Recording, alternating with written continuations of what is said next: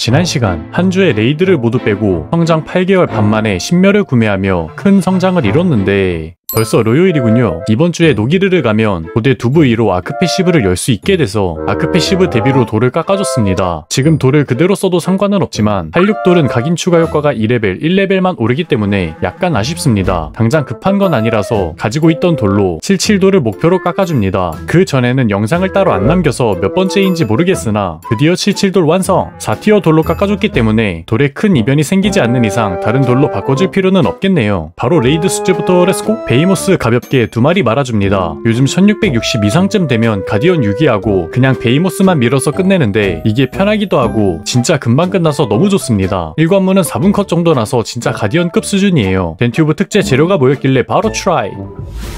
요즘 쓸레가 참 말을 잘 들어요. 근데 이렇게 해줘도 애기르는 힘들단다. 애기르로드 나오면 올려줄게. 덴튜브 화면도 깨고 오늘 레이드 좀 탄력받아서 노기르까지 바로 트라이 했는데 진짜 1시간 넘게 안 모여서 다음을 기약했습니다. 일단 보석을 위해 골드는 모아야 해서 덴튜브 하키 마저 빼주면서 덴튜브 레이드 끝! 이후 새벽반을 노려서 노기르 다시 트라이. 새벽반마저도 딜러들이 오래 기다려줬지만 서폿이 한 명도 안 와서 포기했습니다. 역시 수요일에 도트 딜러로 레이드 빼기는 쉽지 않네요. 그럼 내가 포기할 줄 알고 새벽도 안 된다면 남은 건 모닝 레이드입니다. 숙련방 하나 있었는데 8명 채워서 보내고 남은 방이 없기 때문에 바로 도전! 이게 모닝 레이드지. 9인 2분 만에 서폿 한 분 일단 모셨습니다. 이건 예상 못했는데 바로 다음으로 서폿 한 분 더 오셔서 목요일 모닝 레이드 라딜 사건 발생! 라딜 되자마자 물 밀듯 들어오는 신청들에 저는 매우 행복했습니다. 역시 인생은 타이밍. 그렇게 놀랍게도 어제 2시간 동안 출발을 못했던 일격이는 6분 만에 출발했습니다.